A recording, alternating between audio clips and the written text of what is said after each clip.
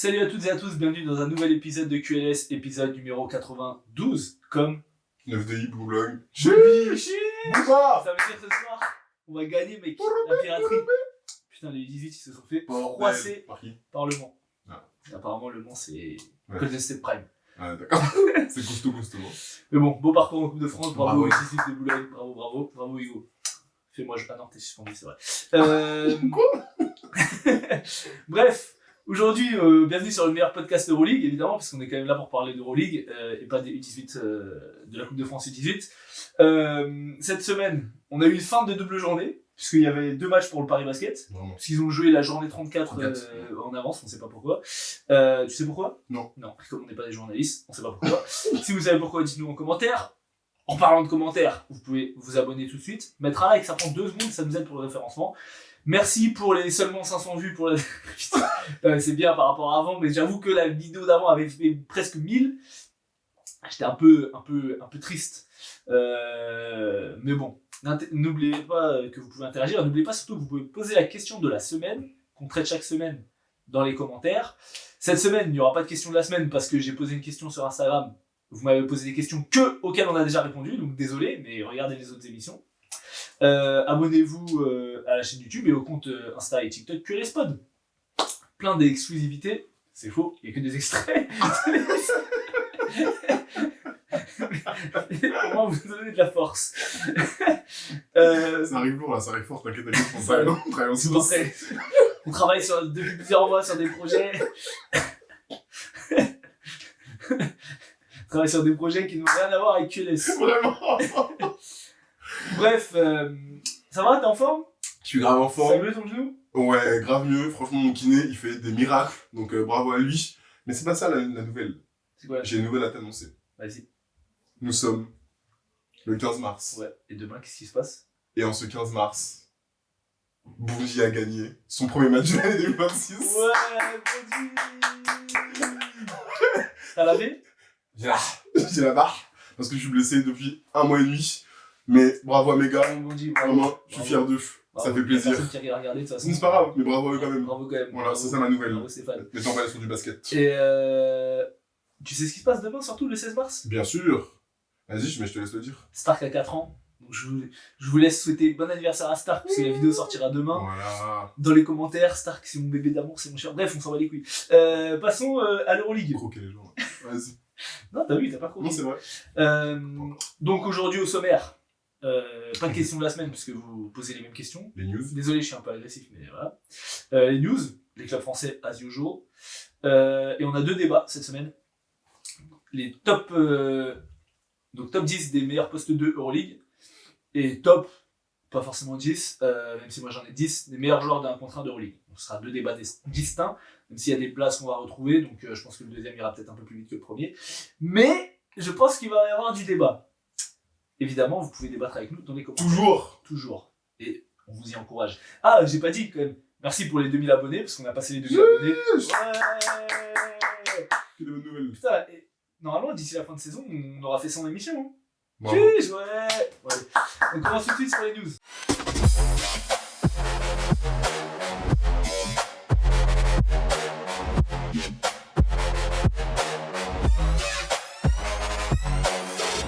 Dans les news cette semaine, déjà, il y a eu une blessure qui va faire mal au Barça. Toi qui les voyais finir premier de saison régulière. J'ai jamais dit ça.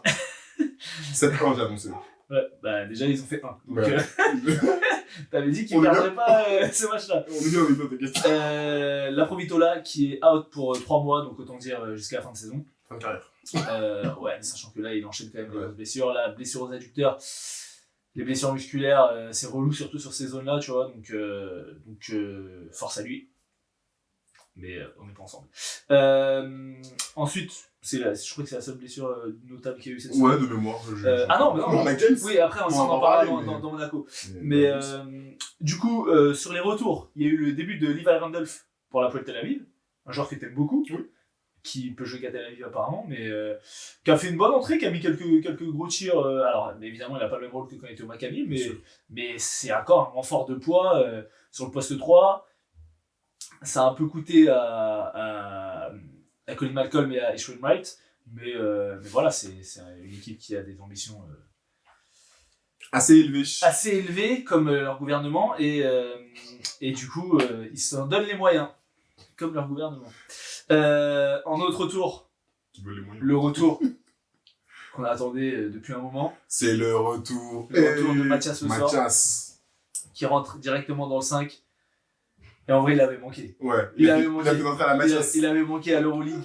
Parce que son énergie, son truc, en plus, c'est bien qu'il revienne sur un match à domicile, sur un gros match face à Kaunas.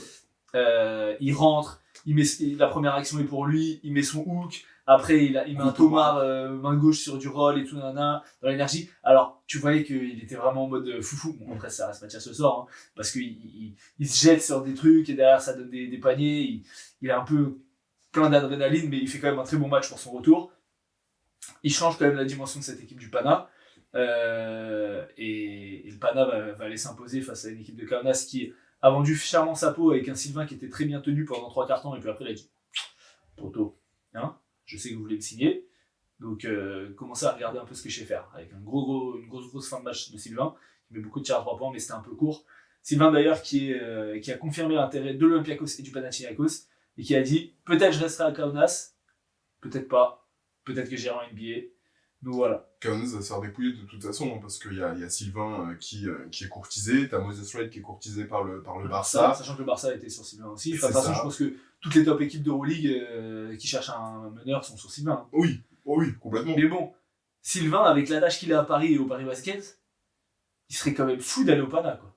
En fait, je sais pas ce qu'ils leur font, ce qu'ils leur proposent le Pana, mais. Ouais, mais quand même, genre, tu vois ce qui s'est passé pour Lorenzo Brown, tu vois ce qui s'est passé pour TJ Short. Genre, t'as le droit de. Tu vois. Après, pour l'instant, c'est des discussions, on n'en sait pas plus. Oui, non, mais je suis d'accord, mais ce que je veux dire, c'est que je serais étonné qu'encore un top meneur cette année signe au Pana, quoi. Pour jouer derrière.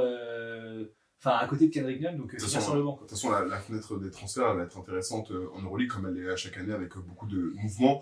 Mais voilà, moi, T'aimerais bien voir Sylvain NBA ? Oui, non mais bien sûr. J'aimerais bien voir Sylvain NBA complètement. Après, c'est toujours le rôle dans lequel tu arrives, tu vois. Si c'est pour voir Sylvain NBA, mais le voir avoir un rôle où t'es 12e homme, ça m'intéresse pas en fait. Au vu des qualités qu'il a, ça m'intéresse pas. Après, il y a toujours la partie physique, qui est aussi une réalité NBA. Quoi qu'on en dise, avant tout, c'est pas le même sport, en fait. On le dit toujours, les terrains sont plus grands, la ligne à 3 points est plus loin, c'est pas le même sport, ça va plus vite, les mecs sautent plus haut, sont plus musclés, c'est une réalité. Est-ce que Sylvain a les qualités aujourd'hui athlétiques pour rivaliser sur des premiers appuis, des premiers pas, tous les jours? Il n'y a même pas de sujet à ce niveau-là, il n'y a pas de débat, sur le premier pas, il peut débarrer tout le monde. Il faudrait qu'il ait cette régularité, et cette régularité au niveau du tir extérieur à 3 points, parce que c'est ça, et exactement, cette saison, il a montré qu'il est en parfaite capacité, donc oui, si Sylvain allait en NBA, je serais complètement ravi qu'il y soit. Encore une fois, c'est toujours le rôle et l'équipe dans laquelle tu y es. Est-ce que tu peux me citer un mec d'1m80 au moins, filiforme, qui a un peu performé en NBA? Parce qu'il est fin, Sylvain, quand même. Ouais, après c'est côté filiforme, parce que tu vois, de mémoire, tu vois, je vais avoir du Fred VanVleet, costaud. qui est plutôt costaud. J'ai du TJ McConnell, qui est... Plutôt costaud. Bah, il est blanc, donc il est moins athlétique, mais... mais tu vois... Mais... Ouais, alors tu dirais, ok, vas-y, mais, pas de problème. L'inverse aurait fait polémique. Qu'est-ce que tu racontes? Malade ce mec. Non, mais même, tu vois, que je pense à des forts joueurs, Asa Thomas il y a quelques années, tu vois, il est costaud. Nate Robinson, tu vois, c'est des gabarits, même s'ils sont un peu plus petits que Sylvain, même si Sylvain n'est pas bien grand. Hein. Le dernier qui me remonte comme ça, c'est Iverson, quoi, qui était un peu filiforme. Et qui encore s'est épaissi et quand même plus costaud que Sylvain. Et dans une NBA qui était différente aussi. Ouais. Mais après, tu sais très bien que quand tu as un passage aussi Europe, NBA, tu vas prendre du muscle. Naturellement, tu vas prendre du muscle parce que la charge de travail, elle est aussi différente.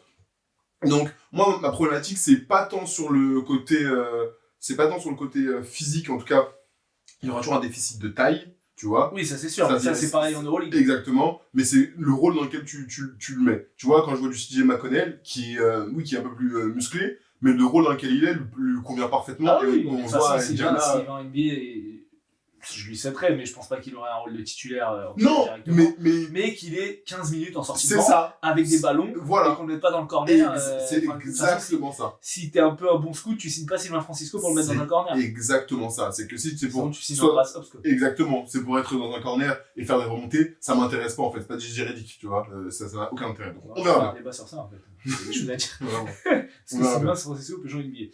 Bref, évidemment, vous pouvez. Ouais, donc, enfin, comme les questions de la semaine, c'est des idées de débat. Très bien. Sur le reste des matchs, parce qu'il y a quand même plusieurs matchs un peu poulets, notamment Virtus Bologne contre Partizan. Évidemment, on va pas en parler. Non, il y a. Alors, ça, c'est un match des clubs français. Dubaï, très rapidement, qui bat Baskonia et donc qui continue sa bonne fin de saison comme on l'avait annoncé. L'Efes qui bat le Bayern au buzzer avec un buzzer de. Comment ça s'appelle? Colswider, voilà, on s'en fout. Il y avait alors, sur les beaux matchs, il y avait un Real Valence qui était un match des sommets. Et le Real a vraiment dominé de la tête et des épaules cette équipe de Valence. Walter Tavares a fait sa loi dans la raquette. Trey Lyles a apporté aussi beaucoup. Valence n'a pas démérité. Ils sont revenus, il y avait vite moins 20. Ils ont essayé de revenir à moins 13, moins 14. Mais le Real, à chaque fois, avec de l'adresse à 3 points, avec Campazzo, avec Yul qui rentre, qui met un tir arc-en-ciel. Son 700e en plus. Ouais. Incroyable. Incroyable. Donc, grosse victoire du Real qui au classement d'ailleurs se replace, je crois, devant Valence. Valence tombe à la 4e place. 4 ou 3. Valence est 4e et Real 3e, à égalité avec l'Olympiakos 2e à 20-11. Et sachant que l'Apoel a 2 matchs en retard, ils sont à 18-11. Ensuite, tac, sur le reste des matchs, donc on avait un petit étoile rouge Fenerbahçe, qui était très sympa aussi. Et l'étoile rouge a gagné. À domicile avec un super match, une super ambiance, avec des retournements de situation. Wayne Baldwin qui lance le match parce que le Fener était complètement endormi. Il y avait 10-2. Il avait 10-2, il met les 8 points d'affilée pour revenir, dont 2 tirs à 3 points. Un THT en mode train comme d'habitude, hyper agressif. Un Yontunen qui finit très bien le match aussi, mais côté étoile rouge, Jared Butler, Jordan Noir, Cody Miller McIntyre. Ah merci. Un passage. Le passage qu'il a, où il il envoie deux Thomas en contre-attaque. Défensivement et au mais Jared Butler, il a un passage aussi. Non, c'est vrai, les deux. On en parlera sur mais bien sûr, regarde pas qu'on va en parler. Mais il a un passage exceptionnel. Défense, Thomas, tir à 3 points, il est inarrêtable. Et je veux aussi shout-out à Sacha Obradovic. Parce qu'il a su aussi s'adapter à un moment et proposer des solutions quand l'Étoile Rouge était un peu plus en difficulté, quand le Fener a réaccéléré. Donc bravo au coaching parce qu'il a montré qu'il est en capacité de s'adapter et c'est pas tout le temps le cas, pas forcément de sa part mais de façon assez globale. Donc bravo pour ça et belle victoire de l'Étoile Rouge parce que franchement aller chercher ce Fener-là qui était sur une bonne dynamique. C'est pas donné à tout le monde. Donc, c'était sur, je crois, 20 victoires, toutes compétitions confondues. D'affilée. Ouais, donc, tu vois, c'est pas négligeable. Non, donc là, l'Étoile Rouge est seule 6ème à 18-13. Et après, t'as 4 équipes à 17-14. Et Dubaï qui a un match en retard qui est à 16-14 aussi. Donc, c'est très chaud la fin de saison sur la course au play-in. Mais moi, comme j'avais dit, je pense que l'Étoile Rouge prendra la 6ème place. Okay. Il y avait un petit Barça à Puel. Qui en termes de qualité, moi j'étais un peu... Alors déjà le fait que ça se joue à huis clos, ça a un peu joué sur ma hype du match. Parce que c'est toujours, t'as l'impression que tu regardes un scrimmage quoi. Et puis t'as avec Kevin Punter, Wesley Abernt qui avait du mal à se mettre en rythme. J'ai toujours du mal quand je vois Willy Hernan Gomez commencer les matchs et être abreuvé de ballon parce que... Enfin je sais pas, j'ai du mal avec ce joueur. Côté Apoel, t'as un Elijah Bryant de gala. Vassili Micic toujours un peu... en demi-teinte, Chris Jones aussi. Qu'est-ce qu'il est fort. Mais Elijah Bryant, vraiment, c'est très costaud. Tu vas en parler après, mais qu'est-ce qu'il est fort. Je sais pas si t'en parles après. Je vais en parler après. Mais en tout cas, voilà, Elijah Bryant qui fait 21 points avec des pourcentages. Pendant longtemps, il était à 100% au tir. 3 sur 4 à 2 points, 3 sur 5 à 3 points, 6 sur 6 au lancer, 6 rebonds, 4 passes, 6 fautes provoquées, 32 d'évaluation. Voilà, bon match. Danotoro aussi, début de match, oh là là, le chantier qu'il a fait. Et je me suis dit, il va en mettre 40, il va en mettre 83, c'est pas possible. Danotoro, on en parlera à la fin de la saison quand même, parce que soit il faut qu'il négocie une augmentation de salaire, je sais pas combien il prend, mais en tout cas, le statut qu'il a maintenant, c'est pas le statut qu'il a quand il est arrivé à la Puel. Ah bah oui, de toute façon, on sait très bien que ces mecs-là savent négocier. Évidemment. Voilà pour les news. Ah non, j'ai une dernière. Dernière news, Omer Yurtseven qui bousille la G-League signe aux Warriors, donc bon, c'est pas vraiment l'Euroleague, mais c'est un joueur qui a fait plusieurs saisons Euroleague. Donc moi je suis content pour lui. En plus aux Warriors il n'y a pas vraiment de grand, donc je pense que moi il peut s'installer. C'est un mec qui est talentueux. Hein. Franchement. C'est un mec qui était passé par Miami à la base. Ouais. C'est tout. Et Miami. Puis donc après arrivé en Europe, en Euroleague, qui a eu des très très très bons passages avec le Pana, pas toujours bien utilisé, pas toujours bien traité aussi par Riyad Ataman. Est-ce qu'on est surpris? Bien sûr que non. Même en équipe de Turquie. Même en équipe de Turquie, bien entendu. C'est un mec qui a des très bonnes mains. C'est un mec qui peut mettre des tirs aussi externes. Après avoir. Voir défensivement, est-ce qu'il peut switcher sur des petits, etc. Surtout dans le jeu des Warriors. Ah bon. Les Warriors n'ont pas grand chose à dire. Là, cette saison, il n'y a rien pour eux de toute façon. Voilà, très bien. On a fini sur les news. On passe sur les clubs français. Et on commence cette semaine des clubs français avec la double journée du Paris Basket. Puisqu'on l'a dit, ils ont joué la J34 en avance contre l'Olympiakos et ils ont reçu ensuite la ZEL, donc 2 matchs à domicile qui ont encore été mis les mardis et jeudis, comme ça on peut bien être sûr de ne pas y aller. Merci, j'ai bien rentable mon abonnement Parisis, franchement, ça fait plaisir. Comment sur l'Olympiakos? Feu d'artifice? Il n'y a pas de match en fait, parce que les autres ils tirent à 17 sur 30 à 3 points. Alec Peters il commence avec un 4 sur 4 à 3 points, si je dis pas de... Il y a lui et l'autre fou là. Et comment il s'appelle? Tyler Dorsey qui met dans tous les sens. En fait, Paris a tenté de résister ce match-là. Il y a 104 à 87 ou 105 à 87. Je vais te dire ça. 104 à 87, je crois, de mémoire. Et non, il n'y a pas de match en fait. Il n'y a pas de match parce que ils ont une adresse de fou furieux. Paris tente de défendre comme ils le peuvent. C'est 104-87. Paris tente de défendre comme ils le peuvent. Dans le deuxième quart-temps, il reste un peu dans le match. Et je crois que même ce quart-temps, il est gagné par Paris 33-30. Et par la suite, ils sont pas très loin. Il y a 63-55 à la mi-temps pour l'Olympiakos. Donc voilà. Malheureusement, le troisième quart, comme il a été souvent le cas durant cette saison, a été le tournant du match parce que l'Olympiakos va faire un gros run à travers Evan Fournier, à travers du Franck Ntilikina qui défensivement va apporter des choses. Franck Ntilikina, il fait une bonne fin de saison. Il fait une bonne fin de saison, il met des tirs dans le corner là à 0, là il est vraiment bien. Ils ont de la relance, donc je ne cesse de le dire, mais c'est un plaisir de voir Tyson Ward jouer en fait. Dès qu'il est sur le terrain, ce qu'il apporte sur le terrain, c'est un... Il y a eu un bel hommage de la part du Paris Basket. Complètement. Donc non, c'est un bel hommage. En fait, de façon assez globale, je trouve l'Olympiakos, ils ont tous été bons. J'ai même pas encore parlé des joueurs dans la raquette. Dont Théo, lui, il a un passage qui est monstrueux. Milutinov.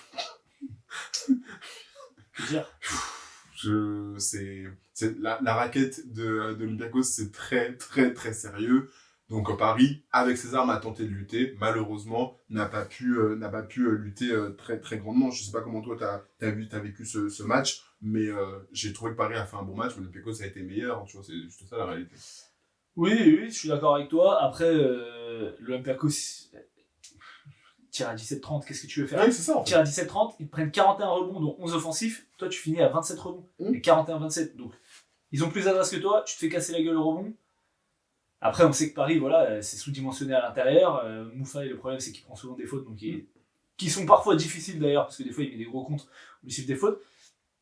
Mais l'autre, t'as le meilleur rebondeur offensif en face. Quand c'est pas lui, t'as d'autres mecs qui viennent chercher du rebond. T'as des avions de chasse sur les ailes, que ce soit Tyson Ward ou McKissick qui viennent chercher du rebond offensif. T'as des meneurs de grande taille avec Ntilikina. Relou de ouf. Moi, juste sur Paris, alors après, on pourra en parler sur la semaine, mais on en parlera sur la semaine. Donc pour finir sur l'Olympiakos sur ce match-là, qu'est-ce que je voulais dire? Je ne sais plus. C'est pas grave. Les rebonds, les trucs, ok, je crois que j'ai tout dit. Ah oui, Sacha. C'est marrant que tu dis ça parce que après l'Olympiakos, on va en reparler parce qu'ils ont joué contre Monaco. Oui. Mais Sacha Kou. Mais c'est très drôle que tu dis ça parce que en plus, pendant que je regarde le match, donc Sacha Vezenkov n'étant pas là, vous savez qu'il a eu un passage en NBA où il est parti à Sacramento. Pendant ce passage-là, Alec Peters, qui était à la base son remplaçant, est devenu titulaire, qui a fait une très bonne saison. On avait l'impression que il n'y a pas besoin de Sacha Vezenkov pour jouer au basket. Sacha Vezenkov revient à l'Olympiakos, vous connaissez l'histoire. Et du coup, durant le match, le commentateur, il dit bon, bah, Sachnikov étant absent, mais il n'y a pas besoin, parce qu'on est avec Peter et tout. Et ça m'a grave fait rire, parce qu'à chaque fois avec Ozan, on dit à Sacha, pas besoin, en fait. Bon, mais ce que je te disais, avec Peters, j'espère qu'il va partir de l'Olympiakos. Après c'est aussi le lot des grandes équipes, d'avoir des mecs qui sont hyper forts sur le banc, tu vois. C'est vrai, mais il est trop talentueux pour le rôle qu'il a. En fait, je sais pas s'il est trop talentueux, parce que j'ai l'impression au final, après, archi fort, hein, j'ai l'impression que peu importe le poste 4 que tu vas mettre dans cette équipe, par le système de jeu, il bénéficie du collectif. Oui. Et s'il est capable d'avoir de l'adresse, alors il a de l'adresse, hein, c'est un top shooter, sur ça il n'y a pas de sujet, mais genre, en fait pour moi il est bien à l'Olympiakos, tu vois. Non mais oui, dans l'équipe il est bien, mais si tu veux, parce qu'en fait, je vois pas une équipe où T'as dit quoi? Je veux le voir briller. Je veux le voir briller. Tu vois, pour moi, c'est le même. Je veux le voir briller, mais il jouera pas la même chose. Oui, mais d'accord, peut-être. Je veux le voir. C'est comme Petrousev. Ah, c'est pas pareil. Petrousev est plus fort que pour non, mais quand je dis c'est comme, c'est dans le sens, tu vois, quand Petrousev était à l'Olympiakos, il jouait, il a toujours été très bon, etc. Oui. Mais aux côtés de Mousfal, de Milutinov, etc. Mais quand Petrousev était à l'Olympiakos, il a eu l'opportunité de chercher un titre. Et après, il est parti à l'Étoile Rouge. Il a pas fait les playoffs. Là, il est à Dubaï. Ils sont en train de bien finir la saison, mais pour l'instant, ils sont hors du play-in. C'est pas les mêmes saisons. C'est vrai. Donc, mais je veux le voir aussi. Moi, je suis d'accord. Hein. Et Petrousev, je pense que quand même, il a 2 avec Peters. Les 2, t'es mignon. Hein. Non, 2, c'est bien, parce qu'avec Peters, c'est un bon joueur. Mais voilà sur l'Olympiakos. On enchaîne sur le deuxième match du Paris Basket face à Asvel, donc ça nous permettra aussi de parler des deux équipes. Yes. Beau match. Très beau match. Franchement. Et pas la même dynamique cette fois-ci. Bon, pas le même effectif en face. Exactement. Aussi, avec un Asvel qui commence très fort, un Paris Basket qui est... Putain, autant quand ça tombe dedans, c'est bien, tu te dis ça joue vite, autant que ça tombe pas dedans, mais c'est n'importe quoi. Et ça tire dans tous les sens, il se pose pas de questions, hein. C'est le plan de jeu, c'est tu montes ta balle, tu tires. Franchement, c'était abusé. Qu'est-ce que t'as trouvé, comment t'as trouvé ce Paris Basket sur la première mi-temps qui a quand même réussi à remonter un peu la pente? Alors oui, ils ont remonté la pente, mais tu l'as très justement dit, quand ça tombe dedans, t'es plutôt satisfait, entre guillemets, tu dis bon bah c'est bien, ça fait du beau jeu, ça fait du jeu rapide plutôt que du beau jeu, ça permet d'avoir pas mal de transitions, ça permet d'avoir de la relance, voilà, tu prends du plaisir, mais par contre quand ça tombe pas dedans, là tu dis ça y est les gars, proposez autre chose, et tu vois, l'Asvel ils ont proposé autre chose, ils se sont fait découper sur cette première mi-temps par, comment s'appelle-t-il, Thomas Hurtel, qui sur pick and roll, alors on connaît Thomas Hurtel sur pick and roll, on va refaire le CV du bonhomme, mais il les a détruits en fait. C'est que je voulais. En fait, j'ai vu certaines passes, j'ai dit, vas-y, il faut que je refasse une analyse de comment il joue les pick and roll, etc. Parce que c'est incroyable. Je fais pour refaire mon truc habituel, enregistrement d'écran et tout. Je sais pas si c'est nouveau ou si c'est sur le site de l'Euroleague, parce que ça fait longtemps que je l'ai vu. Écran noir, direct. Il détecte que genre, je veux faire un enregistrement d'écran, du coup, je peux pas. Du coup, bah, pas d'analyse. Mais bon, je vais essayer cet après-midi. Parce que j'ai match cet après-midi, je vais essayer de prendre l'écran, repartir du côté où j'ai pris l'écran, faire une feinte de passe pour faire sauter le LED et trouver le grand. C'est très très fort les angles de passe qu'il a trouvé pour Bastien Rocher, qui des fois gâtait des choses, j'étais énervé carrément. Je disais non, c'est trop des caviars dans ce point-là. Donc la réponse de l'Asvel a été très bonne, ils ont su les découper à l'intérieur et de mener au score. Mais après, dans le troisième quart-temps, j'ai trouvé Paris qui s'est réveillé, j'ai trouvé Paris qui a été plus agressif, et notamment avec shout-out à, comment ça s'appelle, j'ai oublié son nom, Alan Dokossi. Merci, vas-y, parle, après je vais parler. Bien sûr, qui a fait une très très très belle rencontre, bien sûr offensivement parce qu'il met quand même une dizaine de points, mais aussi défensivement, l'impact, l'énergie qu'il apporte, le jeu de relance, le jeu, la menace offensive sur le alley-oop aussi, même s'il a raté le premier Thomas. Le premier, je voulais l'insulter, mais ça arrive, il y a pas de souci. Après, il en a mis un autre, bien sale side. Donc pas de sujet à ce niveau-là.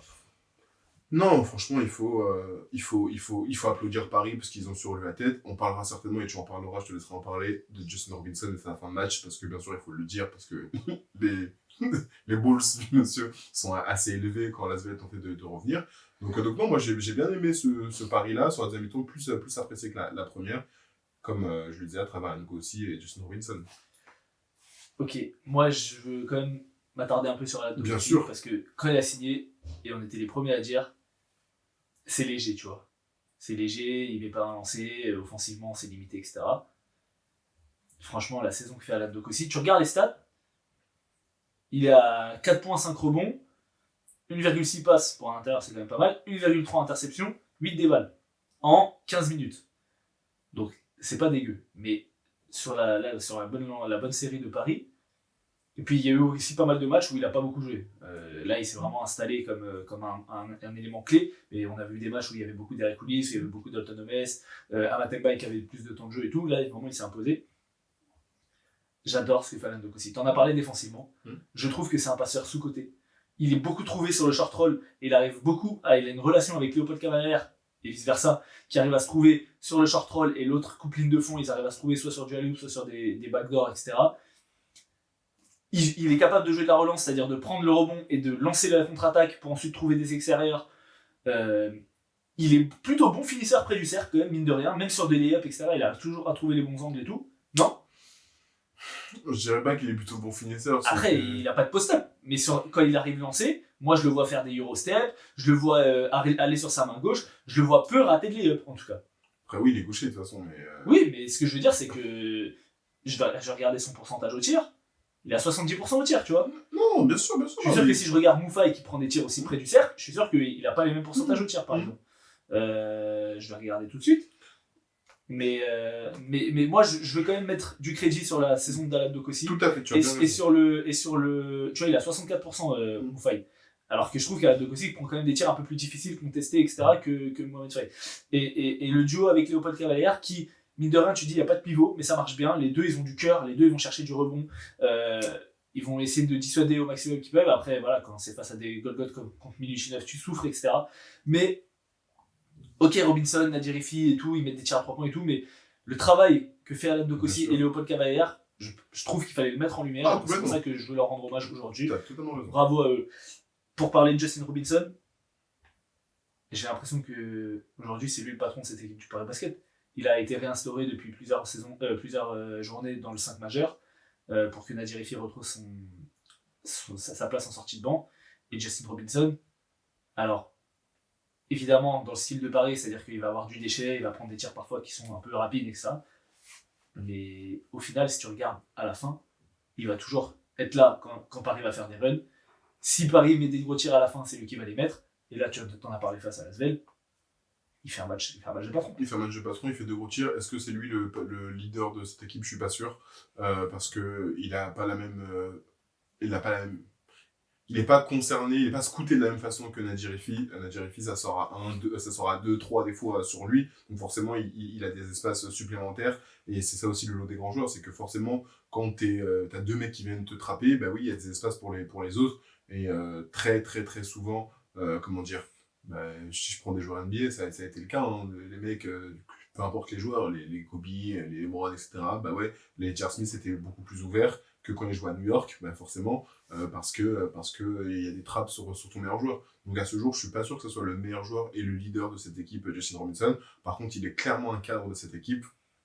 Il a clairement réembrayé la deuxième parce que pendant un petit moment ça a été compliqué. Ouais. Et ça, je suis d'accord avec toi, il s'est réinstallé. En fin de match, souvent, il est là aussi pour clôturer les games, mais comme Nadir Rifi a pu le faire, on l'a vu au Real ou autre. Donc je pense que les deux patrons de cette équipe, ce sont ces deux-là. Mais l'attention et le scouting défensif est un peu plus marqué et marquant sur Nadir Rifi, donc ça permet à Justin Robinson d'avoir un peu plus de liberté. Ouais, je sais pas, moi je trouve que sur les derniers matchs, je vois Justin Robinson plus fort. Après, parce que Nadir Rifi aussi, il a des hauts et des bas, tu vois.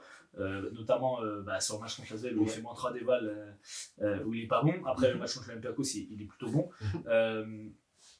Et bon, c'est vrai que Nadir aussi sortait d'une bonne série de matchs. On avait dit contre Baskonia, contre le Pana et tout.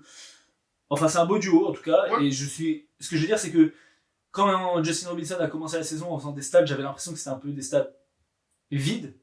Tu vois, enfin j'avais. On avait eu un débat, je me rappelle. Ouais, et en fait je trouvais que oui, il faisait une belle saison, mais je sais pas, j'étais pas plus impressionné que ça, tu vois.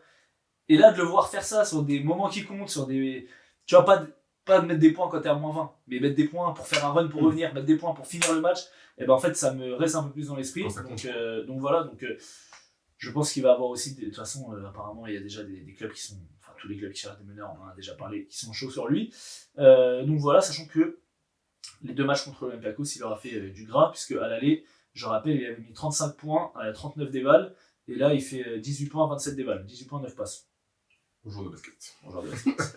Voilà, côté Asvel, donc tu as parlé un peu de Thomas Hurtel. Angola qui est un peu retombé là, sur ce match-là. Il était dans un trou. Hein. Non, mais après, on peut mettre en avant un petit peu Glyn Watson qui a eu un bon passage. 14 points, c'est ça. Ahmed Traoré qui a eu un très bon passage, notamment au début de match. Non, c'est la fin de match. Non, mais attends, au début de match et après sur la fin de match. Tu quoi en début de match? Début de match, non, il a de l'agressivité. Non, au début de match, il est pas mal. Hein. Non, au début. Je me souviens pas. Je me trompe. Peut-être. Non, de mémoire, il est vraiment bien sur le match. Et en fin de match, bien sûr, sur du rebond, sur des tirs. Sur des tirs à 3 points, il met 3 tirs à 3 points pour rapprocher. À 0. Un peu de 45, ouais, un peu plus bas là. Donc bravo. Et mais le tir qu'il doit mettre, il le met pas. Après, c'est le basket, hein, c'est pas une critique. Hein, là, il en met 3 tirs à 3 points d'affilée pour revenir à -2. Il y a Paul Ebois aussi qui met des tirs à 3 points. Il a enchaîné les tirs. Je crois qu'il met 5 ou 6 tirs à 3 points. Paul Ebois, c'est qui ça? C'est qui ce jeune là? Il a pris des tirs première intention normale, je dirais. Et il a mis dedans en plus. Hein. Donc bravo à eux. Mais c'est quand même une victoire pour le Paris Basket. Est-ce que Jérémy Morgan, c'est Kyrie Irving? Apparemment, il a fait la séquence là où il dribble, tac, et non, la séquence était folle. C'était incroyable. La séquence était folle. Franchement, il y a eu du spectacle. Hein. Oui, non, entre les tirs au buzzer de fin de carton de Justin Robinson, qui vient haranguer le public, le contre derrière, plus Thomas de Dokossi, l'action à la Kyrie là, de Jérémy Morgan. Le match il était bien. Ok, on a fini pour ce match-là. Il nous reste du coup Monaco. Ah là, ça sont claqués au sol. Qui jouait face à l'Olympiakos. Monaco qui jouait à 9. On l'a dit, Monaco qui était dans le trou. On en a parlé la semaine dernière. Donc je vais quand même me jeter des fleurs. Quelques fleurs. Bien sûr. J'ai le droit. Bien sûr. Parce que j'ai dit. Donc entre temps, il y a eu quand même la démission de Spanoulis qui a été officialisée. Ouais. C'est ça change aussi. Voilà. Et du coup, on avait dit, il y a deux solutions. 80% de chance, ça s'écrase. Et tu as quand même 20% de chance, là tu disais moins et tout, que par l'orgueil, je dis pas qu'ils vont finir à la saison comme ça, parce qu'au bout d'un moment, la réalité va te rattraper, sachant qu'en plus, ils ont un blessé un peu chiant. C'est le cas de le dire. Mais là, ils ont fait un match. Ça faisait longtemps que j'avais pas vu Monaco afficher ce visage dans l'agressivité, dans l'envie de casser la gueule de l'autre. Et ça a commencé par Mathieu Strazel aussi, dans son duel avec Cory Joseph. À ton avis, est-ce que quand Cory Joseph s'entraîne à Monaco, ces deux-là se cassaient la gueule comme ça? Je sais pas, peut-être, mais tu vois, moi je vais juste rebondir sur un mot que tu as utilisé, et c'est à l'image du match, c'est l'orgueil. On a vu une équipe orgueilleuse. On a vu une équipe qui a dit, tu sais quoi, de toute façon, on n'a plus rien à perdre. Et je reconnais ça. Quand tu dis, c'est comme quand tu prends des tirs au basket, tu dis, de toute façon, nique sa mère. C'est bon, je tire. C'est là que t'es meilleur. Le bras, il est léger. Les jambes sont légères. Le geste est pur. Pour ceux qui savent shooter, hein, parce que les non-shooters, on vous parle pas. Donc, quoi? On va faire un débat. Sur ton pourcentage à 3 points sur la saison, poteau. Ouais. Alors, la saison, elle commence quand? Parce que si c'est à partir de janvier, il est carré de chez carré. Non, de septembre, il n'y a pas de tir. J'ai envoyé des saucisses de septembre à décembre. Il faut même pas regarder. On commence à dire, mec. Non, il n'y a pas de t'as pas changé de tir. T'avais pas l'excuse. C'était juste un nouvelle.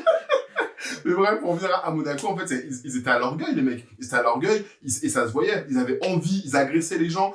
Quand tu vois l'entrée de, comment il s'appelle, de Johan Bégarin, il prend des rebonds offensifs, il redonne des possessions, malgré le gras que Milutinov est en train de faire sur la première mi-temps, parce que sur la deuxième, il est un peu plus calme. Il fait un gras sur la première mi-temps, je crois qu'il est en 12, il est à 27 défales déjà à la mi-temps, je dis, ça va être relou. Mais tu vois, malgré du Tyler Dorsey ou autre, j'ai vu Monaco être conquérant, agressé, monter sur l'équipe, monter sur son adversaire et dire on va pas se laisser faire. Et c'est ça qu'il fallait, parce que parfois on les a traités de sénateurs et ça a été la réalité. Ou même souvent tu nous as dit quand il y a des doubles de journée, ils choisissent un peu sur quel match ils vont jouer, sur lequel ils vont passer. Là, on n'a pas senti ça, ils étaient vraiment dans l'agressivité et en face de ça, parce qu'il faut deux équipes pour faire un bon match. En face de ça, on a quand même l'Olympiakos qui a apporté des solutions en fait, qui se sont bien battus. Et c'est pour ça que ça se joue sur la fin de match. Moi, j'ai vraiment pris ce match avec beaucoup de plaisir. Je suis très content du résultat final. Comme je disais, je pense que la saison Monaco est terminée et là, il y a eu une blessure. Alors, Ouais. sachant que là, il jouait sans Eli Okobo, qui Déjà, était blessé qui à est la cheville. blessé. Et il y a une autre blessure qui est survenue sur une accélération. Donc, Mike James fait un effort parce qu'il récupère la balle. Il veut récupérer la balle sous une accélération. Il y a les Il la skills qui fait. récupère. Il récupère. On va Les essayer skills de faire direct. Casio. Et j'ai vu avant Ils même. annoncent 2-3 semaines. Moi, j'en ai plus sur 4-6 que de 3. Toi, tu l'as déjà fait, le Exactement. Casio. C'est très long. Après, j'ai pas les mêmes soins ou autres. Oui, mais quand même. Mais c'est long. C'est long. C'est long. T'as pas le même âge non plus. Exactement. Et surtout, c'est pas le même niveau d'intensité. C'est-à-dire que là, si c'est 2-3 semaines, il reste. Après, il a réussi à finir le sprint, donc je me demande, tu vois, est-ce que c'est. Est-ce que si c'est la ils disent pointe 3 semaines, ouais, c'est peut-être juste une pointe. C'est ça. Ils vont pas prendre de C'est ça. ils vont pas prendre de risques risque. que ça. Je pense pas que ça va péter parce que C'est si ça. ça a pété, c'est pas 2-3 semaines. C'est plutôt 4-6, c'est plutôt 6 que Même 8. plus, ouais, même plus. 6 que 8. Donc, à voir. Donc ça va être difficile pour les prochaines semaines pour Très, Monaco. très, très C'est relou. clair. À voir. Je pense qu'ils vont peut-être un peu demander à la cheville d'Eli Okobo Excellent. si elle peut de rejouer. Et sinon, maintenant, c'est le moment de Mathieu Stradel. Et Mathieu Stradel, quand Mike James sort, il n'y a pas Eli Okobo. Il a pris ses responsabilités. Mais, enfin, c'est le moment de Mathieu Stradel. Je crois que c'est dans ton interview, parce qu'on a fait une interview de Mathieu Stradel, où Allez la voir. elle est sur YouTube, bien sûr. Parce que vu que cette année, on a décidé de pas faire d'interview. Et du coup, dans l'interview, il dit, parce que tu poses la question, est-ce que t'es pas frustré d'être à Monaco, derrière Eli Okobo, derrière Mike James Sachant que l'interview, c'était il y a 2 ans. Ouais, et je crois Hein. non, Avec Kemba Walker. Kemba Walker, c'est ça, etc. Tu vois, tu demandais est-ce que t'étais pas frustré de ça, et il a dit une phrase qui je me rappelle très bien, c'était non, en fait, je suis pas frustré parce que j'apprends d'eux, et quand mon moment viendra, je serai prêt, tu vois. Et ça m'a toujours marqué parce que. Il est un peu frustré quand même, mais bon. Oui, non, mais c'est une frustration, mais c'est normal, c'est une frustration qui est logique parce que C'est tu veux jouer, c'est un compétiteur, tu veux jouer, et je connais aucun mec. Il connaissait sa situation. Exactement, et tu connais aucun mec qui dit tu joues pas, ah purée, super, c'est trop bien. Enfin, c'est pas un vétéran qui a 37 ans, c'est un jeune. Donc, et tu vois, son moment il est venu en fait, et il est pas venu là, il est venu lors des Jeux Olympiques. Il est venu parce que. Ça fait 2 saisons que. Exactement. Il est patron de Monaco. C'est un cadre de l'équipe de France maintenant. Il y a rien à dire. On l'a vu. 23 ans. 23 ans, mais l'âge n'est qu'un chiffre. Parle pas avec moi d'âge. Pas me parler d'âge. Parce que l'âge des gâchis, c'est d'autres personnes qui utilisent. C'est très bizarre le chemin que tu vas prendre. Ouais, on va pas aller dessus. Ne me parle pas d'âge. C'est Kylian Mbappé. L'âge n'est qu'un chiffre.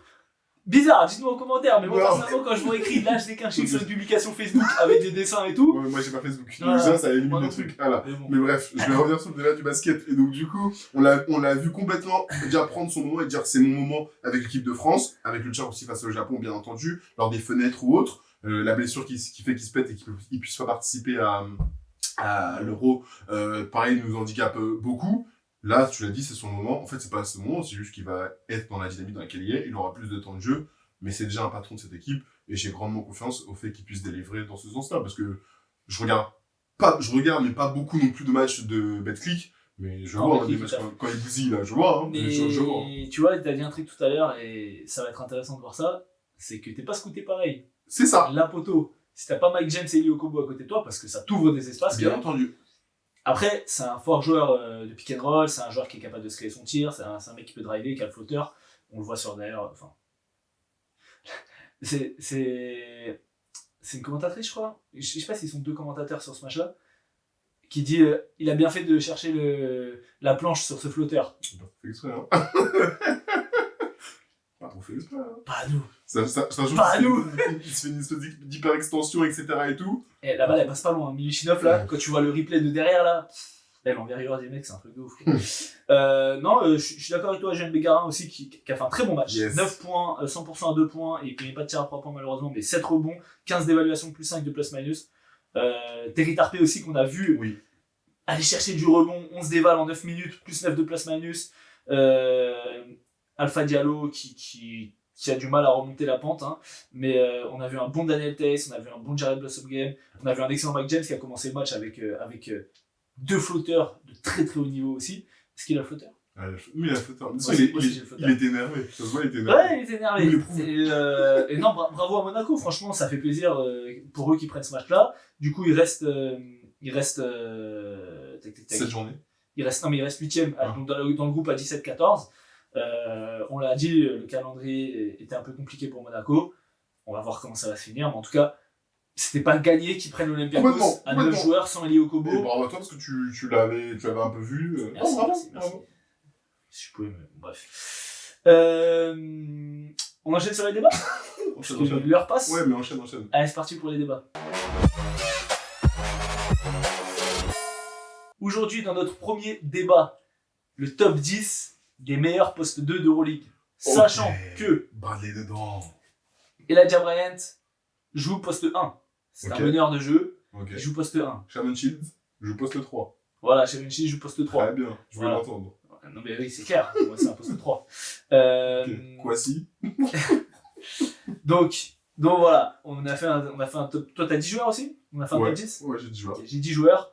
Alors il y a un peu de tout, mais J'ai- c'est quand même j'ai une mention. c'est quand même des bons joueurs. Ok. J'ai une mention, j'ai Julien Lanouve, poste 2. C'est vrai.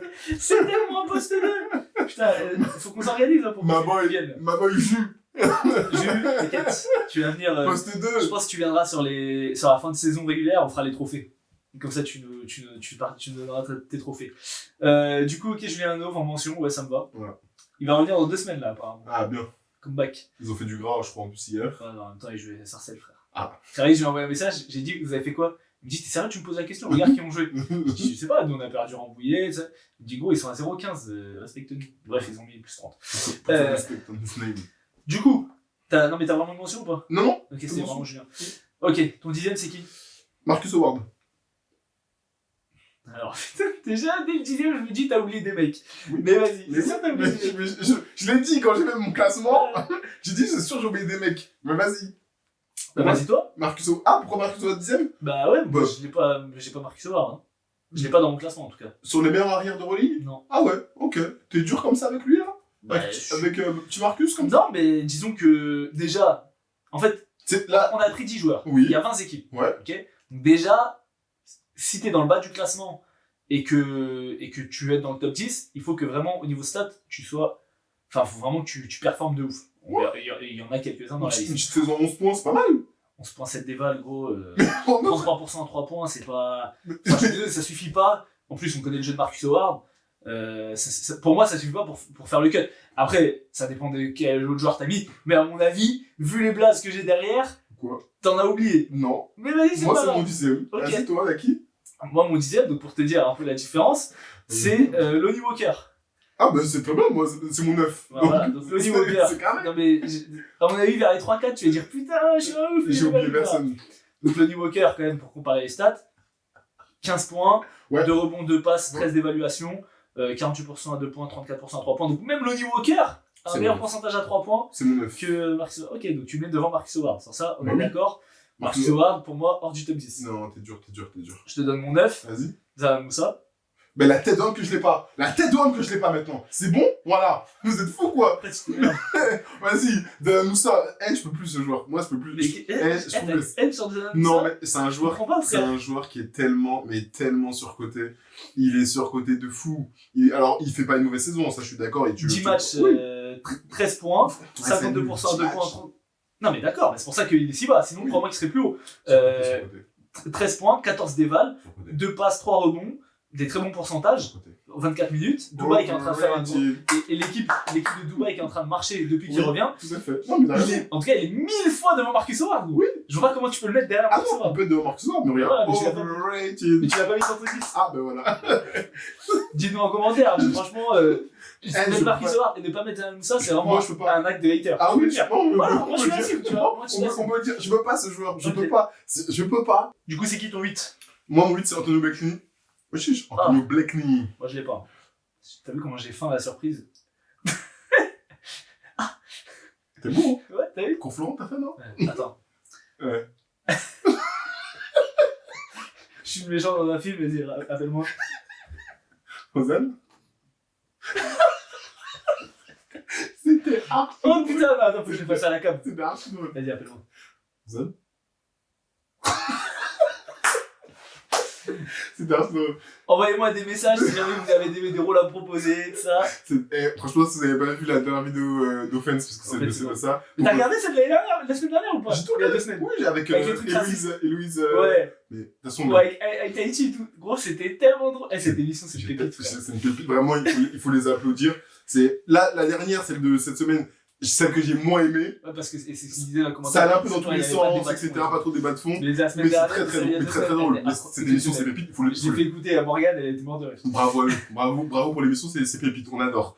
Mais du coup, pour revenir sur Anthony Blakeney, donc moi je trouve qu'il fait une super saison. Alors il est un peu redescendu en température là ces derniers temps, mais je l'ai mis dans mon top 10 des arrières, parce qu'on est sur les arrières et les postes 2 notamment, donc il n'y a pas les meneurs. Mais donc voilà, belle saison de sa part avec la poêle. Sachant que Elijah Bryant, poste 1, Vassili Micic qui a essayé d'enculer. Excusez-moi, on va démonétiser, mais vas-y, c'est bon au bout d'un Non, moment. on n'est pas démonétisé. Je dis qu'il y a du langage vulgaire dans la vidéo. Ah, C'est d'accord. adapté aux annonces. Voilà, donc Vassili Micic, t'as compris. Moi, je l'ai beaucoup défendu, mais là, ça y est, frérot. Tu prends 18 millions, 6 millions la saison. Ah, ça y est. Tu joues comme. On va pas mentionner des blazes, mais t'as compris. Yakou, c'est pour toi. Non, bah, moi j'ai pas mis Blakeney okay. Parce qu'il a 12 points dans une équipe de Tel Aviv qui regorge de talent, où il est 4ème, 5ème option. Enfin, là, en début de saison, c'était vraiment le meilleur scoreur de l'équipe. Maintenant, il est vraiment redescendu. Il a eu une pointe contre Valence à 25, mais sinon, il est aux alentours des 10, voire en dessous, tu vois. Okay. En plus, c'est un joueur qui est. Ah, il prend des tirs un peu. Ouais, de terroriste, on dérange un peu. Donc voilà, moi mon 8 c'est Andreas Obst. Logique. Je l'ai mis plus haut. Voilà, tu l'as mis plus haut. Moi en fait, Andreas Obst, il fait une saison exceptionnelle. Je le disais tout à l'heure, si tu veux être dans ce classement et que tu es mal classé, aujourd'hui le Bayern est 14ème à 13-18. Andreas Obst, il fait une saison comparée en Anthony Blakeney par exemple. Il a 15 points, 15,4 points, 2 rebonds, 13 dévals. À 52% à 3 points, presque 40 à 3 52 à 2 points, pardon, presque 40 à 3 points et 90 au lancer. C'est le meilleur joueur du Bayern. Il est scouté sur le tir à 3 points et pourtant il arrive quand même à trouver de l'adresse. Il a prolongé d'ailleurs au Bayern. Il y avait des rumeurs comme quoi il allait signer chez plus haut. Il a prolongé au Bayern, donc c'est bien pour lui. Donc voilà, pour moi c'est mon 8. Je suis d'accord. Voilà. T'as qui en 7 Nadji Riffi. Ok. Nadji Riffi, dans le prolongement des équipes mal classées, donc avec Paris qui aujourd'hui est 16ème à 12-19, donc à un match du Bayern. Mais Nadji Riffi fait quand même une saison, statistiquement parlant, de calibre All-Euroleague Team. Pas First Team, mais plutôt All-Euroleague Team. De calibre, on va dire, s'il était dans une équipe qui gagnait.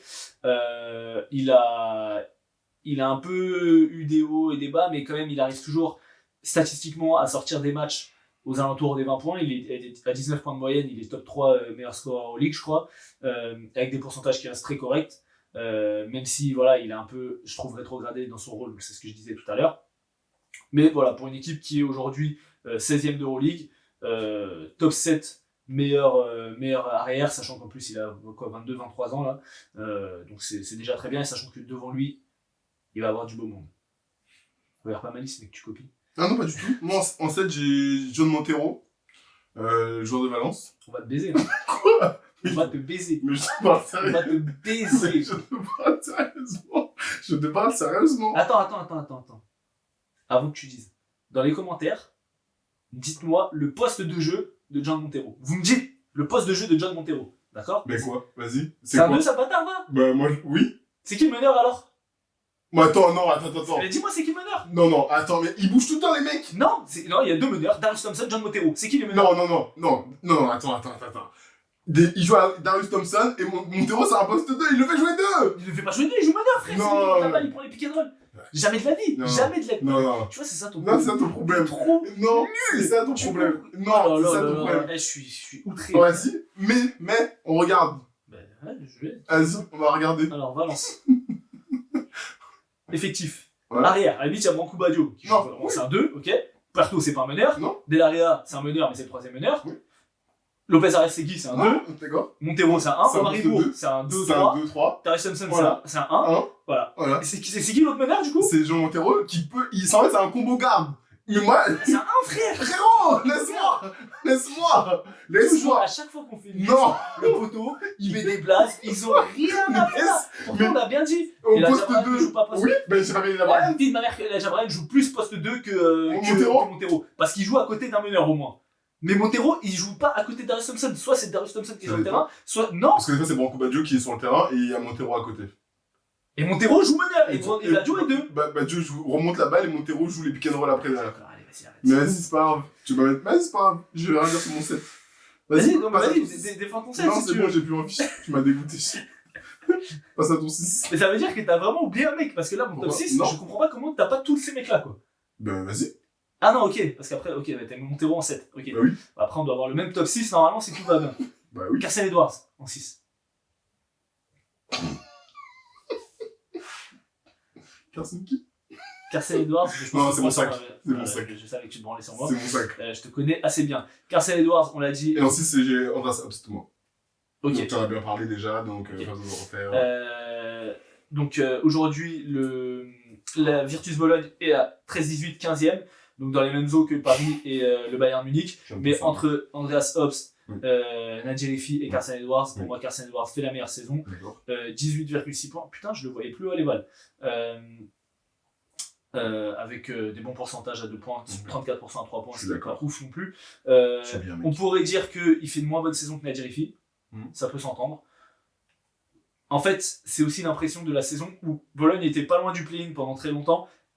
Paris était quand même largué. Paris est sur une bonne dynamique, donc Nadia Lefi aurait pu regagner des points. C'est vrai que si je prends maintenant, je pourrais switcher Nadia Lefi et Carson Edwards. Mais sur l'ensemble de la saison, sur la régularité, sur le voilà, je mets Carson Edwards devant, mais je serais pas choqué si on mettait Nadia Lefi devant. Ok. Moi, j'ai on a déjà très bien parlé en 6 et j'ai Carson Edwards en 5. Ok. Moi, mon 5, c'est Jared Butler. C'est lui que j'ai oublié. Voilà, tu vois. Voilà. C'est lui Je que j'ai oublié. savais que t'allais oublier un C'est mec. lui que j'ai oublié. Tu peux pas ne pas oublier un mec. Mais c'est lui que j'ai oublié. Mais oui, mais je savais que j'ai oublié un mec, je l'ai dit en plus. Voilà, tout le temps, C'est tu lui que oublies j'ai des mecs. oublié. Tu mets des postes 1. Non, arrête, ça y est, arrête. Jared Butler. C'est lui que j'ai oublié. Depuis Mais qu'il est ça, il est arrivé. vite fait, il est vite fait. Ouais, il est vite fait. 13,4 points, 3,9 passes, 11,6 dévals, mais surtout des tirs pour tuer les matchs. Le nombre de matchs qu'il fait gagner à cette équipe de l'Étoile Rouge, franchement, il est exceptionnel. C'est rendu un contrat à un classe cette semaine contre le Fener. Oui. Il fait des isolations, il va chercher des flotteurs. Alors bon, il y a des N1 qui sont très généreux, très généreux, mais il met les paniers quand même, tu vois. Donc même s'il n'y avait pas faute, il mettait des trucs trop forts, capable de tirer à 3 points. Excellent passeur, on le voit trouver les grands sur du roll et tout. C'est pas Franchement, franchement, c'est le bâtard. Non, Non, c'est c'est pas pas possible. possible. S'il joue toujours soit à côté de Diago, soit à côté de Cody Miller McIntyre. Tu as raison. Donc voilà, trop fort. Ouais, c'est vrai. Top 5, Je l'ai oublié. voilà. Top 4. Nadia Lefi. Oh, tu l'as mis haut, hein. Le style de jeu qu'il a, c'est pas un style de jeu qui me Ah, mais convient. en même temps, t'as pas compté des... Jared Butler. Mais au-delà de ça, Attends, c'est ton 4? c'est mon 4. Alors là, mon pote, t'as oublié un mec, c'est sûr. Non. Parce que j'attends de voir son top 3. Bah, tu vas voir. Ok. Mais donc, du coup, attends. Non, mais gros, c'est une bête. C'est quoi là? C'est les arrières? Ouais, c'est les arrières. J'ai Ouais. fait une dinguerie. T'as fait... J'ai fait une T'as dinguerie. fait une Oh, j'ai fait une T'as fait dinguerie. de ouf. Oh là là. On peut pas travailler avec des Non, gens, mais je te dis, t'as préparé. Mais oui, mais C'est ça le pire. non, mais Moi, en je fait, l'ai fait j'ai là, préparé, j'ai mais pas en fait, les deux classements Ok, m'ont t'as perturbé pas dans mis le Taylor contrat. Taker, c'est ça? Si je l'ai. Ok, bah alors je sais pas qui t'a pas mis, mais on verra après. On Mais verra après. tu sais que j'ai pas mis. Ah non, parce qu'il y a 3 joueurs. Mais poste 2. Oui, bah il y en a. On verra. Mais Parle-nous du coup de Najerifi. j'ai plus envie. J'ai plus envie. Non, mais au-delà de ça, moi, je vais en parler. Nadia Lefi, c'est pas un joueur qui, dans le style, moi, ça me correspond pas spécialement, tu vois. Mais c'est indéniable qu'il fait partie des meilleurs arrières. Et je te trouve que t'étais un peu dur quand même. Tu l'as mis assez bas. J'ai mis 7. Ouais, 7. Mais je le trouve assez bas. En fait, il a 22 ans. C'est un mec qui tombe à 19 points de moyenne en Euroleague. Oui, Paris ne performe pas comme ils ont pu performer précédemment. Mais parce que c'était pas la même équipe aussi, notamment. Mais Non, mais ça compte. ça compte. Mais il est pas scouté de la même façon. Il est scouté beaucoup plus durement que ce qu'il était auparavant avec, comment ça s'appelle, TJ Short, Ward, Oui. Malcolm, etc. Il tourne quand même à Ah, 19. Malcolm. Non, mais- L'année dernière, il était scouté en numéro 2. Non, mais je parle de l'effectif de Paris. Et Bon, donc, du coup, là, il est scouté plus durement parce que TJ Short n'étant plus là. Mhm. C'est lui, dans les scoutings défensifs, qui est en premier lieu. Il tourne à 19 points de moyenne. Le mettre 7, c'est une hérésie. Pour moi, c'est une hérésie. on regarde les matchs de Paris. Ouais. On sait qu'il tourne à 19 points de moyenne. Oui. Je me souviens du match contre Milan. Il a 2 points à la mi-temps. Il finit à 23 parce que, alors qu'il y a moins 50. Ouais. Parce qu'il fait des stats, etc. Non, mais voilà. Mais On a regardé les les matchs, matchs. on les regarde, le Paris. Oui, des fois, il va scorer dans le garbage time. Regarde. Mais quand même. Bon, on en parlera plus tard. Top mais 7, c'est une hérésie. il y a des mecs qui sont à 19 points de moyenne. Et les 19 points, tu les sens tout le temps, tu vois. Najerifi, Et encore une fois, je lui enlève rien à la très bonne saison qu'il fait. 7, c'est très bien quand t'es 16ème au classement. C'est le mec qui est le plus haut, et encore, je t'ai dit que je pouvais même le mettre 6 à la place de Carson Edwards. Donc, top 6, sachant que t'es 16ème au classement, tous les mecs du dessus, ils sont top 10. Hein. Donc, moi, je prends ça en compte aussi. Mais ok, du coup, moi, mon 4, c'est Taylor Taker. Moi, je l'ai en 3. Mais Voilà. j'ai oublié un mec que j'adore. Taylor Taker, on en a parlé plein de fois. Je l'ai en 3. Je l'ai en 3. Du coup, qui fait une excellente saison, qui je vais pas dire qu'il a fait oublier Nigel Davis parce que c'est pas le même poste, mais voilà, qui a apporté vraiment une alternative à Wade Baldwin au scoring.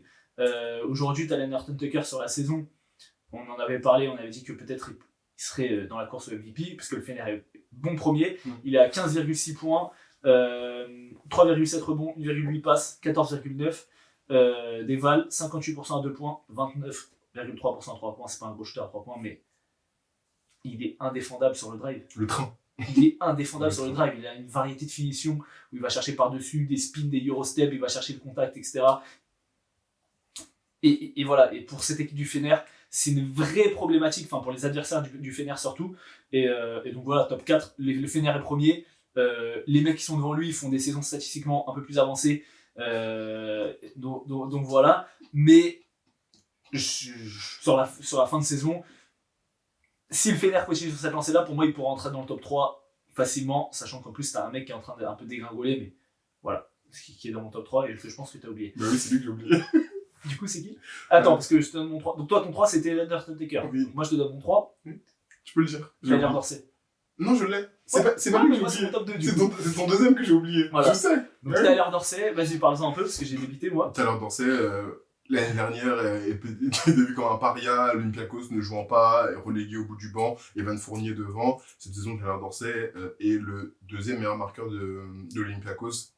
Derrière Sacha Vezenkov, dont on est à 17 points, c'est un mec qui est beaucoup dans l'ISO, beaucoup dans le 1 contre 1, mais cette fois-ci, ce qui fait la différence, c'est qu'il a de la réussite, notamment dans les tirs qu'il prend. Il a quand même une certaine maîtrise parce que auparavant, on aurait pu dire, vas-y, il prend des tirs de terroristes, et ça a souvent été le cas. Là, les tirs qu'il prend, il les prend tellement avec confiance, et c'est ce qu'on disait tout à l'heure, que ça tombe dedans, en fait. C'est un joueur qui est totalement différent. C'est un joueur qui est libéré, qui a la confiance du coach Barzokas. Derrière, quand il sort, il y a Evan Fournier qui a retrouvé beaucoup de couleurs ces derniers temps, je trouve, avec de l'adresse.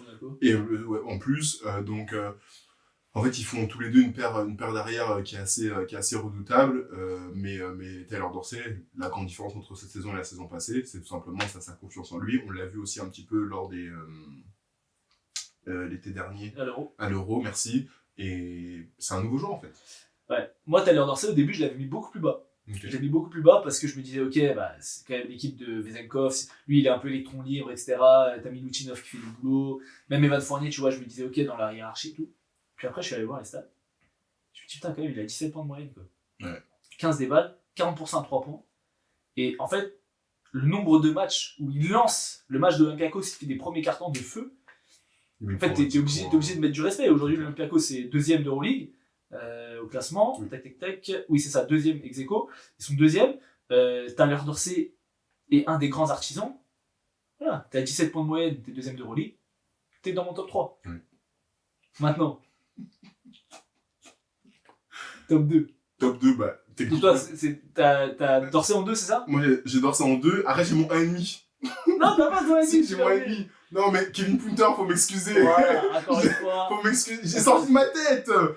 Il était blessé, donc c'est normal. Mais c'est une dinguerie. Non, c'est une dinguerie. Non, il faut. Là, vraiment, il faut. Vous avez le droit parce que c'est une dinguerie de pas avoir pensé à Kevin Punter au vu de la saison qu'il fait. Cette saison, on l'a répété plusieurs fois en disant, il est ultra propre, il a des plantages qui sont beaucoup mieux dans la création pour les autres parce que pendant très longtemps, Kevin Punter, on l'a connu, notamment quand il était au Partisan aussi, être dans l'ISO pour lui.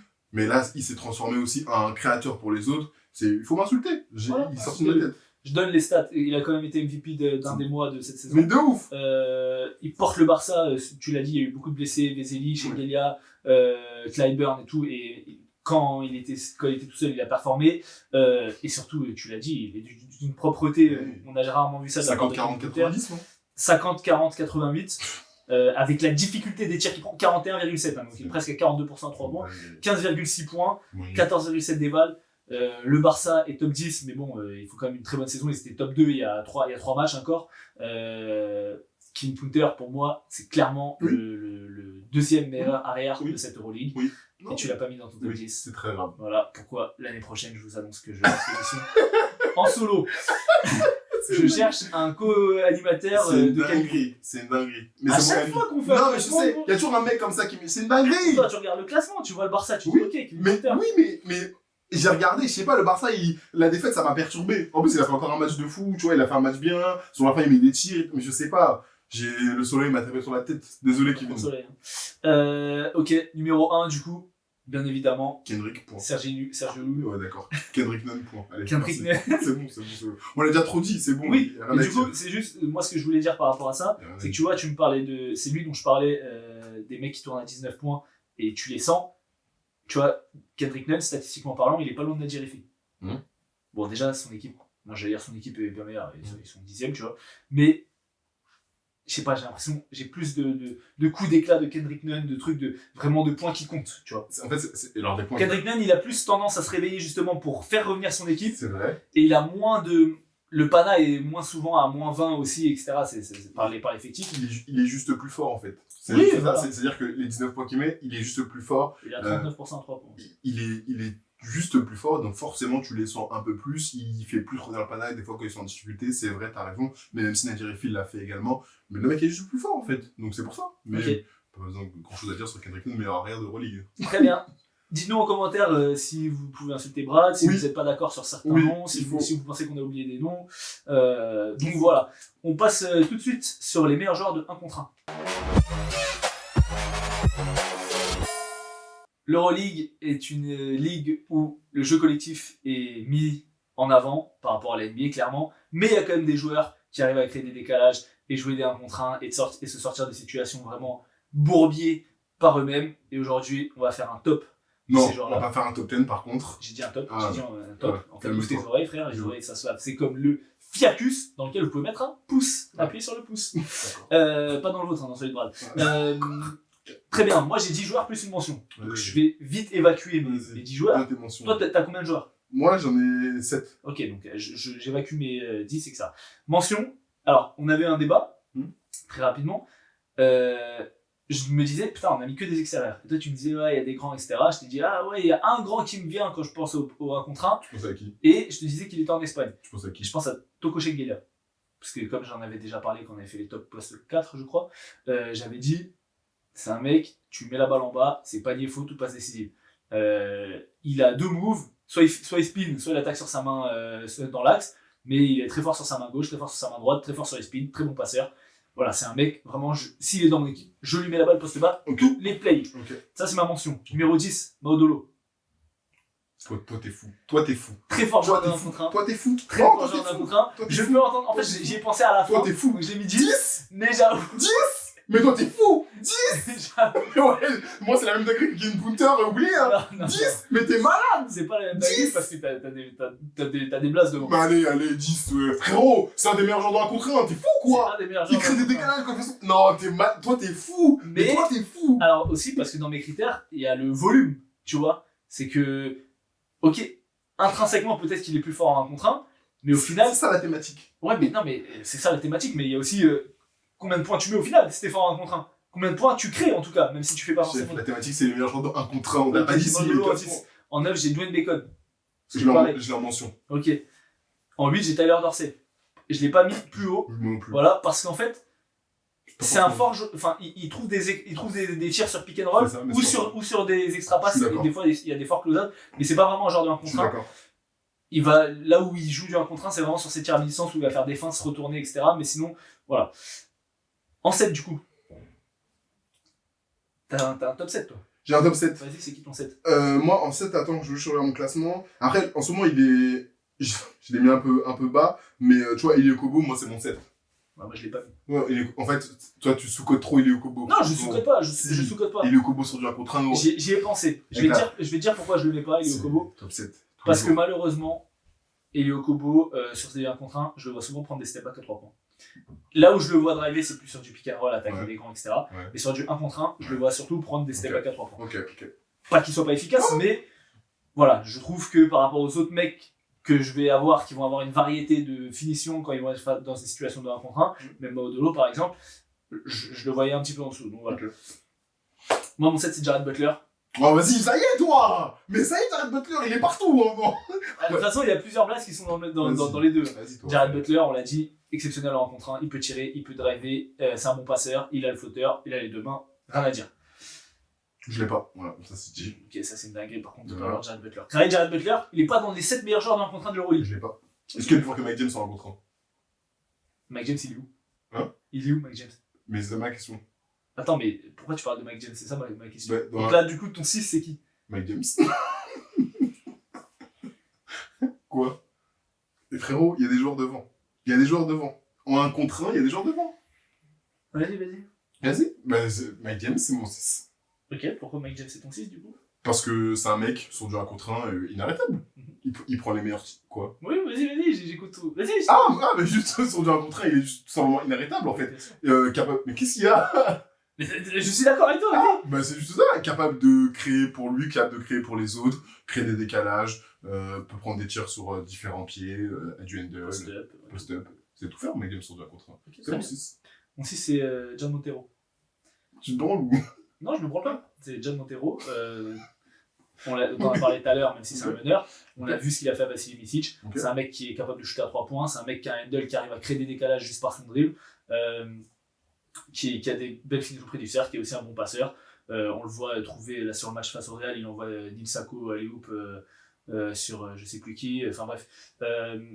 C'est un très fort joueur de 1 contre 1 et c'est mon 6. Ok. En 5, c'est qui? J'ai... Attends, parce que j'ai changé ça, 7, 6, 5. J'ai Maudolo. Et je fais ça. Moi j'ai Kevin Punter. Maudolo, comme je t'ai dit, pour moi le problème c'est le volume. Il met pas assez de points pour que je le mette. Mais je suis d'accord, intrinsèquement, oui, c'est un mec qui crée des décalages. Mais bon, j'ai Kevin Punter parce que Kevin Punter, C'est mon 4. voilà, c'est en 1 contre 1, archi fort sa mère. Il prend. Et tu vois, il va pas créer de décalage, mais c'est juste qu'il va tirer dans ta gueule et tu peux rien faire. Et on l'a dit, il y a 50, 55, 40 et 90. Donc qu'est-ce que tu veux faire? Mon 4, du coup, toi c'est Kevin Punter, moi c'est Taylor Tucker. Je l'ai pas. Moi je l'ai, bah. Parce que pour moi, tu vois, c'est pas du 1... En fait, sur du 1 contre 1 pur, il est physique. Il a une puissance sur de la transition très fort. Sur du 1 contre 1 pur, il n'y a pas de 1 contre 1 en fait. Donc en fait, pour toi, Taylor Tucker, il joue que de la transition. Sur jeu placé, Non! vu qu'il peut pas tirer à 3 points. Non, parce qu'il peut mettre, c'est pas sa plus grande force, mais il peut D'accord. mettre. Il joue sur du Sur jeu placé, terrain. il fait quoi du coup? Mais non, il fait du post-up. Il fait du post-up. Mais parfois, il fait du Taylor Tucker. Non, il Tu fait l'as vu jouer du Oui, post-up? j'ai joué du post-up. Trouvez-moi. J'ai vu jouer du une post-up. action. Taylor Est-ce que Tucker post. Est-ce que je te dis que c'est sa plus grande force? Non, mais Il a pas joué un post-up de mais la arrête, toi, il a joué du post-up. Il a pas Mais joué un post-up. sur du 1 contre 1, Crary, il fait partie des meilleurs joueurs de 1 contre 1. Oui, bien sûr. Mais allez, ça va, toi. Parce vas-y. qu'il va te driver sur sa main forte ou sur sa main faible, peu importe. Ça fait Tu n'importe, souvent. Souvent, sur le premier bump, le défenseur va rester devant, sauf qu'il a tellement de counter. Et là où la différence avec un peu les autres, etc., c'est que lui, c'est un contre 1, il les gagne pas sur du dribble, il les gagne sur son footwork. C'est-à-dire qu'il va prendre le bump, et derrière, soit il va spinner, soit, je l'ai dit, il va faire son Eurostep, soit il va faire des low pick-up, etc. Et le gars, il est indéfendable. On l'a dit tout à l'heure, il est indéfendable. Donc pour moi, c'était indéfendable. Sur la transition, oui. Non. Sur du demi-terrain. Pour moi, Taylor Tucker, tous les jours, il est dans le truc, Pas il a du du volume, il a Pas 15 points de du moyenne, voilà, il est premier d'Euroleague. Mais c'est 1 contre 1, c'est-à-dire sur du 1 contre 1. Taylor Tucker, tous les jours, Salut. dans les meilleurs joueurs de 1 contre 1 d'Euroleague. Salut. C'est qui ton 3? Shane Larkin. Quoi? Mais. Quoi? Vas-y, quoi? Je t'écoute. Non, je pense que dans les meilleurs arrières aussi, on aurait pu parler de Milos Teodosic Pourquoi? ou de Spanoulis, tu vois. Non, pourquoi? Gros, il a pas joué de la saison, frère. Mais. On parle sur cette saison. Mais oui, Bah, il a pas joué de la saison. on n'a pas exclu le joueur qui était blessé ou pas. Tu l'as pas Il dit. n'a pas joué de la saison. Mais attends. Alors, il a joué avant de se péter. Donc Keenan Evans alors. Comment? Keenan Evans. J'y ai pensé. J'y ai pensé. On peut pas travailler. Mais quoi. si, on peut. Shane Larkin, Larkin. il me sort, gros. Mais il fait pas partie des meilleurs joueurs contre 1. Si, mais il a pas joué. Si, il a joué avant de se péter. Ouais, d'accord, comme Keenan Evans. Super. Non, Ouh. il a joué avant de se péter. Mais bien sûr qu'il fait partie des meilleurs joueurs d'un contre 1. Il est 3ème, il me saoule pas. Bien sûr. Aussi, il fait partie. Non, mais rien à voir. Donc il est 3ème, il me saoule pas. Et il est 3ème bien installé. Vraiment, t'es trop nul. C'est toi, t'es nul. Envoie-moi vos CV pour la Julie. Non, mais sérieux. Il a joué, le mec. Non, il a... Attends, tu sais quoi? Il a joué T'as de la combien? chance parce que là, c'est en surchauffe. Vas-y. Je dois faire 2 speeds de ouf, Vas-y. mais je vais te sortir les stats. S'il a joué plus de 5 matchs, Non, je peux mettre une gifle. Si par contre, sinon, je te mets une Je droite. pense pas. Il a joué combien? Il a joué 10 matchs. Bref. Voilà, là, tu viens bien ton fiac. Eh, gros, ça fait 6 mois qu'il joue plus. Mais ça fait longtemps qu'il a pas joué, mais il a joué 10 matchs. Ok, vas-y, Il a on 15 finit, points. on finit. Voilà. Numéro 2. Sylvain. Ou attends, non, je dis une Ah connerie. non, mais attends, moi je t'ai pas dit mon 3. Mon 3 c'est Sylvain. Non. Mon 3 c'est Sylvain. Oui, vas-y. Mon 3 c'est Sylvain parce que indéfendable sur du 1 contre 1, il peut C'est toujours créer des décalages. Le seul truc que je peux lui reprocher, c'est que des fois à la finition il pêche un peu. Oui. Parce qu'il veut trop s'écarter, etc. plutôt que d'aller dunker sur les mecs. Et je suis content parce qu'il a arrêté de faire son truc de je drive et je fais la passe alors qu'il pouvait souvent finir. Et aussi, je trouve qu'il n'utilise pas assez ses qualités de vitesse pour être agressif face au cercle et que des fois il se retranche dans du tir à 3 points un peu contesté, etc. Alors qu'il peut passer à chaque fois. Voilà. Mais sinon, c'est un des joueurs les plus indéfendables en 1 contre 1, il va toujours créer un décalage. Et ton 1? Non mais mon 2, j'ai Kendrick Nunn. C'est qui ton 1? Bon, c'est pour ça que tout à l'heure j'ai fait cette tête.